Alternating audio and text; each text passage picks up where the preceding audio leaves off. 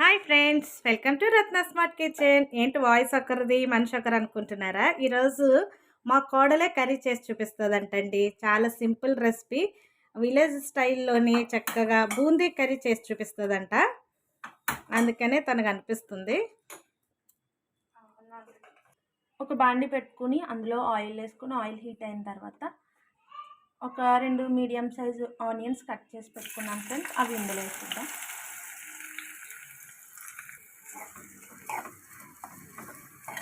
Onions వేయించుకుందాం friends మూత పెట్టి.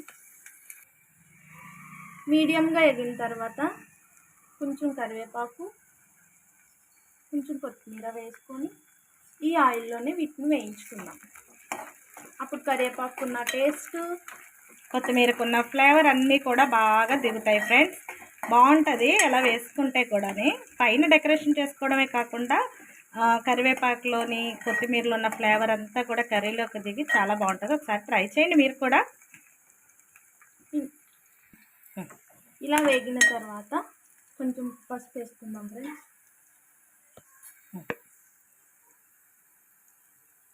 ఇంట్లో ఏం కూరగాయలు లేనప్పుడు మనకి బూందీ అనేది ఉంటే ఈజీగా ఇలాంటి రెసిపీస్ చేసేసుకోవచ్చు ఫ్రెండ్స్. మా ఛానల్ని ఇంకా ఎవరైనా సబ్స్క్రైబ్ చేసుకోకపోతే సబ్స్క్రైబ్ చేయండి, లైక్ చేయండి, షేర్ చేయండి, పక్కనున్న బెల్ ఐకాన్ని క్లిక్ చేయండి ఫ్రెండ్స్. ఇలాంటి ఈజీ రెసిపీస్, టేస్టీ రెసిపీస్ రత్న స్మార్ట్ కిచెన్లోనే దొరుకుతాయి. చూడండి, అలా వేగిన తర్వాత ఏం చేయాలిరా స్మైలీ? కారం, సాల్ట్ వేయాలి. 1 by 1 ఒకటికొకటి వేసి చూపిస్తారు చూడండి.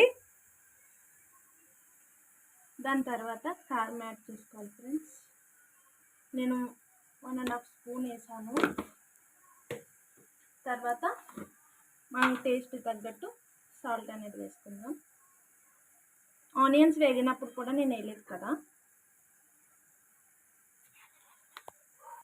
ఇవన్నీ వేసిన తర్వాత అంతా కలిసేలా కలుపుకున్నాం ఫ్రెండ్స్. చక్కగా విలేజ్ స్టైల్లో చేసి చూపిస్తుందండి. మసాలాలు అవి ఏమీ లేకుండా సాదాగా ప్లెయిన్గా చేసి చూపిస్తుంది. చాలా సింపుల్ రెసిపీ, మీరు కూడా ట్రై చేయండి ఫ్రెండ్స్. ఎలా వచ్చిందో కామెంట్ సెక్షన్లో తెలియచేస్తూ ఉండండి. మా రెసిపీస్ కానీ మీకు నచ్చుతూ ఉంటుంటే మాకు కామెంట్ సెక్షన్లో తెలియచేయండి. ఇంకే రెసిపీస్ కావాలో మీరు కూడా చెప్తూ ఉంటే అవి కూడా చేసి చూపిస్తూ ఉంటాము. చాలామంది స్నాక్ ఐటమ్ అడిగారు. నెక్స్ట్ వీక్లో కంపల్సరీగా స్నాక్ ఐటమ్స్ అనేవి చేస్తాం ఫ్రెండ్స్. ఇలా ఒక 2 మినిట్స్ వేగిన తర్వాత ఇందులో వాటర్ అనేది యాడ్ చేసుకుందాం.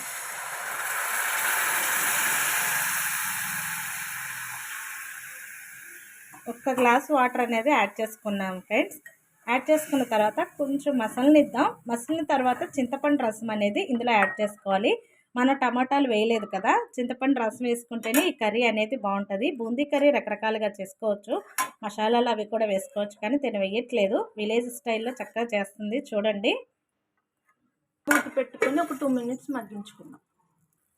చూడండి ఫ్రెండ్స్, ఇలా వాటర్ కొంచెం ఇంకిపోయాయి కదా.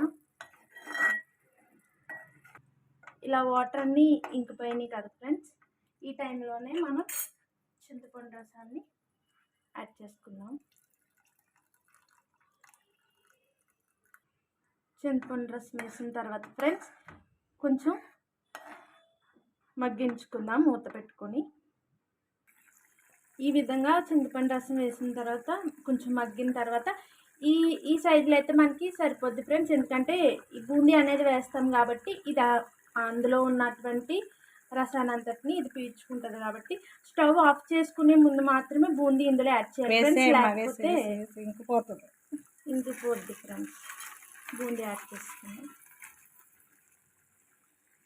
బూందీ కూర చాలా బాగుంటుందండి. మనం కొంచెం వాటర్గా ఉన్నప్పుడే బూందీని యాడ్ చేసేసుకోవాలి. ఎందుకంటే బూందీ అనేది పీల్చేసుకుంటుంది ఆ రసాన్ని అంతా కూడా. మనం అది కూర అయిపోతుందనగా ఒక్క 2 మినిట్స్ మగ్గించుకుని ఆఫ్ చేసుకుందాం. కర్రీ అయిపోయింది ఫ్రెండ్స్. ఎంతో సింపుల్గా చేసుకోవచ్చు వెజిటేబుల్స్ లేనప్పుడు. అదిని అంతే ఫ్రెండ్స్.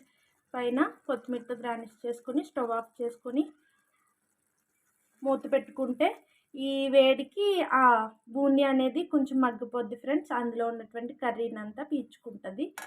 అంతే ఫ్రెండ్స్, ఎంతో ఎమ్మిగా ఉన్న బూందీ కర్రీ రెడీ అయిపోయినట్టే.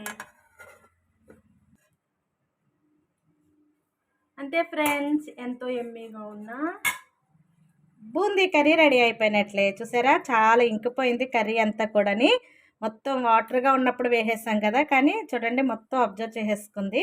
కానీ టేస్ట్ అయితే చాలా బాగుంటుందండి. మీరు కూడా ట్రై చేసుకోండి మా కోడలు తయారు చేసిన బూందీ రెసిపీని.